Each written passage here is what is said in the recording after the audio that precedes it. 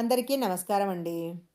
కోరికలను తీర్చే కొమరవెల్లి మల్లన్న ఆలయాన్ని గురించి ఇప్పుడు మనం తెలుసుకుందాము.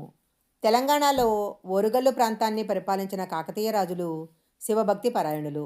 వారు పరమశివుని ఆరాధించడమే కాకుండా శివుని పట్ల తమకున్న భక్తిని ప్రదర్శించటానికి అనేక శివాలయాలు నిర్మించారు. వారు నిర్మించిన రామప్ప, వెయ్యి స్తంభాల గుడి మొదలైన అనేక శివాలయాలను వరంగల్ జిల్లాలో ఇప్పటికి కూడా మనం దర్శించవచ్చు. అలాంటి దేవాలయాలలో ఒకటి కొమరవెల్లి శ్రీ మల్లికార్జున స్వామి దేవాలయము. పూర్వము ఈ ఆలయం ఉన్న ప్రాంతంలో కుమారస్వామి కొంతకాలం తపస్సు చేశాడని, అందుకే ఈ ప్రాంతానికి కుమారవెల్లి అనే పేరు వచ్చి క్రమంగా కొమరవెల్లి అయింది అంటారు. పరమశివుడు తన భక్తులను కాపాడటానికి మాదిరాజు మాదమ్మ దంపతులకు సుతుడే జన్మించి తన మహిమలతో భక్తులను కాపాడాడని క్షేత్రపురాణం వలన తెలుస్తుంది.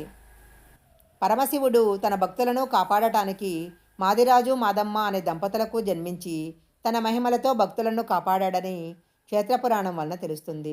ఆ తర్వాత కూడా భక్తుల రక్షణ కోసము ఇక్కడే కొలువు తీరాడు.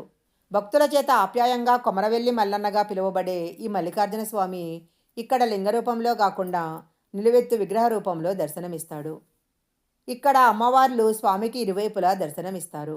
మట్టితో చేసిన ఈ విగ్రహము 500 సంవత్సరాల క్రితము చేయబడింది. క్రమంగా భక్తుల రాక మొదలైన తరువాత దేవాలయంలో ఉన్న మండపాలు విస్తరింపబడ్డాయి. సత్రాలు, నూతన కట్టడాలు నెలకొల్పబడ్డాయి. ఇక్కడ ఆలయానికి భక్తుల తాకిడి చాలా ఎక్కువ. ఎప్పుడూ సందడిగా ఉండే ఈ ఆలయంలో సంక్రాంతికి బ్రహ్మోత్సవాలు జరుగుతాయి.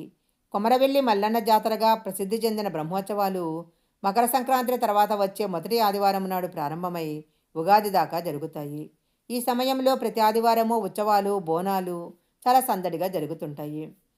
తమను ఎప్పుడూ కాపాడే ఈశ్వరునికి బోనాలు సమర్పిస్తారు భక్తులు. జాతర సమయంలో భక్తులను విశేషంగా ఒక వేడుక ఆకర్షిస్తుంది. జాతర సమయంలో భక్తులను ఆకర్షించే వేడుక పెద్దపట్నము.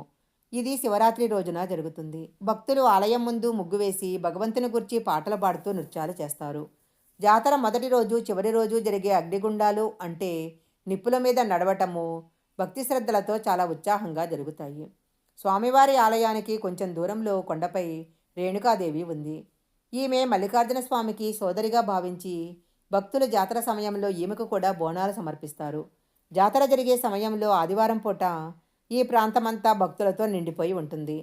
పసుపు కుంకాలతో అందంగా అలంకరించిన పాత్రలపై దీపం వెలిగించి తలపై పెట్టుకొని స్వామివారికి, రేణుకాదేవికి బోనాలు సమర్పించటానికి వరుసగా కొండపైకి ఎక్కే భక్తులను చూడటానికి 2 కళ్ళు సరిపోవు. ఆలయం ఎదురుగా ఉన్న బండి చక్రాలు స్వామివారి రథంగా భావించి భక్తులు పూజిస్తారు. బోనాలు, అగ్నిగుండాలు వగైరా సంబరాలన్నీ ఇక్కడే జరుగుతాయి. మల్లికార్జున స్వామి ఆలయ ప్రాంగణంలో రేణుకాచార్య ఉపాలయం ఉంది. ఈ ఆలయానికి 20 కిలోమీటర్ల దూరంలో గ్రామదేవత కొండపోచమ్మ ఆలయం కూడా ఉంది. ఈమె మల్లికార్జున స్వామికి అక్కగా చెప్తారు. స్వామివారికి బోనాలు సమర్పించిన భక్తులు కొండపోచమ్మ ఆలయానికి చేరుకొని ఆ తల్లిని కొలిచి మంగళవారం నాడు బోనాలు సమర్పిస్తారు. ఈ ఆలయం చిన్నదే అయినా అమ్మవారు తనని నమ్మిన వారిని చల్లగా కాచే అమిత శక్తి స్వరూపిణి. వరంగల్కి 110 కిలోమీటర్ల దూరంలో, సిద్దిపేటకు 22 కిలోమీటర్లు, హైదరాబాద్ నుంచి 90 కిలోమీటర్ల దూరంలో ఈ దేవాలయం ఉంది. కొమరవెల్లి గ్రామము వరంగల్ జిల్లా చెర్యాల మండలంలో ఉంది. హైదరాబాద్ నుంచి కరీంనగర్ వెళ్ళే రహదారిలో హైదరాబాద్ నుంచి సుమారుకి 90 కిలోమీటర్ల దూరం వెళ్ళాక కుడివైపు ఒక కుమాన్ కనపడుతుంది. దానిలో నుంచి 4 కిలోమీటర్లు వెళితే కొమరవెల్లిలో కొండపై గుహలో ఉన్న శ్రీ మల్లికార్జున స్వామిని చేరుకోవచ్చు. ఈ వీడియో కనుక మీకు నచ్చినట్లయితే లైక్ చేయండి, షేర్ చేయండి. ఇలాంటి మరిన్ని వీడియోల కోసం మా ఛానల్ సబ్స్క్రైబ్ చేసుకోండి. పక్కనే ఉన్న బెల్ ఐకాన్ని యాక్టివేషన్ చేసుకుంటే మేము పెట్టే వీడియోలన్నీ కూడా మీకు ముందుగానే నోటిఫికేషన్గా వస్తాయి. మరొక మంచి వీడియోతో మళ్ళీ కలుసుకుందాం.